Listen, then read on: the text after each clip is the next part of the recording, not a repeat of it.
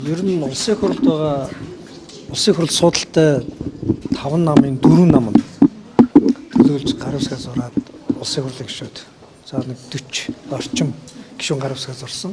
Гар усгаа зурхад бэлэн байсан ч гэсэн дараа нь хууль хэлцэхэд ажлын хэсэгт орох зорилготойгоор жишээ нь төрийн байгуулалтын байнгын оронд байгаа гишүүд бас гар усгаа зураагүй. Тэгэхээр ер нь бол нэг 50 орчим гишүүд гэсэн үг байхгүй юу?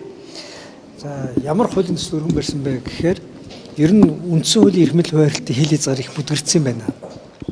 Манайх ч нэг тийм 3 дарга ус гэж бид нэг байнга хэлээд байгаа шүү дээ.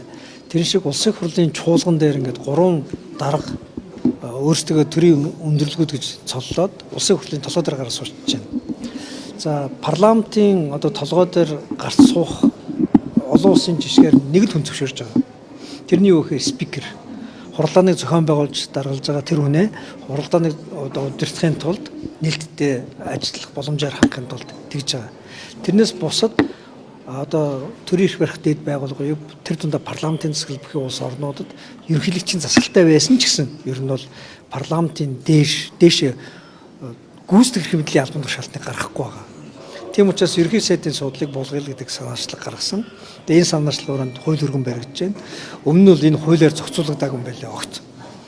Хуульгүйгээр зөвхөн одоо ёслол хүндэтгэлийн арга хэмжээ зохион байгуулдаг хэлбэр дүрсээр авчиж санал судал засцсан. Тэгээ сүүлдээ юу болсон гэхээр улсын хурлын нэг дэд дарга нь одоо зөвхөн сайн дураараа гар усгах зураг.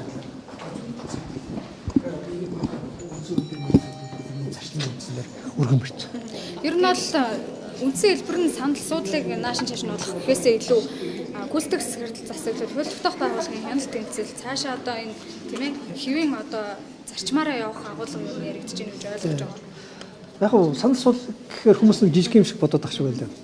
Хамгийн гол агуулга нь том дүр зургаараа энэ үндсүүлийн дэг журмыг сахиулах гэж байгаа юм. Хууль тогтоох эрх мэдэлтэй төрийн эрх барих дэд байгууллага гэж хэнийг хэлээд байгаа юм.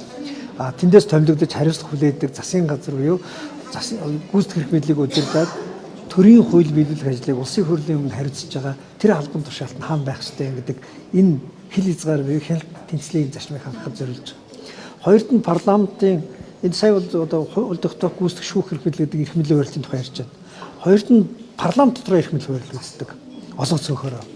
Олонх шийдвэрээ гаргаж цөөнх хяналтаа тавьдаг.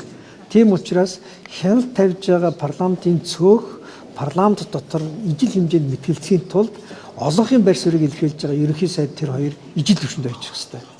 Тэгэхгүй нэг нь одоо дарга шиг тий хуралдаан даргалагчийн байр суурин дээр байгаа юм эндрийн дээрээс хараад нөгөөдүүлээ доор хараад одоо сууж явах юм бол оюутны гарсан алдаа шиг байхгүй юу тий улсын хурлын гишүүн хүснээрээ дормжлоод одоо өөр хүний нэрээр дурдаад загнаа сууж идэг. Энэ бол парламентын одоо үйл ажиллагаа ерөөсөө биш. Энэ олон цог харьцаа ерөөсөө биш. Энд чи юу болж байгаа нөхөр олонхын дарангуул тогтсон байна гэсэн үг. Парламентын арчил байхгүй гэсэн үг. За гуравт нь нээлттэй мэтгэлцэх гэдэг зарчим. Мэтгэлцэн бол ижил төвшөнднээс эхэлдэг болохоос биш дарга зэрэг хоёрын хооронд мэтгэлцэн байдгүй. Тэнд бол тушаал биелүүлэх хоёрыг яриа гаргадаг. Тийм учраас олонхын байр суурь, цөөнхийн байр суурь ижил төвшөнд байна гэдэг энэ зарчим байна. За гуравт нь дэлхийн нийтийн парламентууд хамгийн чухал нэг зарчим байна. Парламентод үг хэлэх гэж. Парламентод үг хэлэх гэдэг энэ агуулгыг дэлхийн нийтээр юу гэж ойлгож байна гэхээр зөвхөн парламентод сонгогдсон парламентын гишүүдэд хэрэглэдэг үг. Парламентод сонгогдоогүй албан тушаалтнууд бол зөвхөн парламентод мэдээлэл өгөх гэдэг, эсвэл мэдээлэх гэдэг ийм л агуулгатай байдаг. Тийм учраас үг хэлэх эрхийг одоо улсын хурлын гишүүдтэй зэрэгцэн булаалддаг энэ байдлыг одоо ласан зогсоох хэрэгтэй. Тэгээ магадгүй өнөөдөр яг ерөнхий сайдын шинэ ерөнхий сайдын асуудал хэлцэж байна.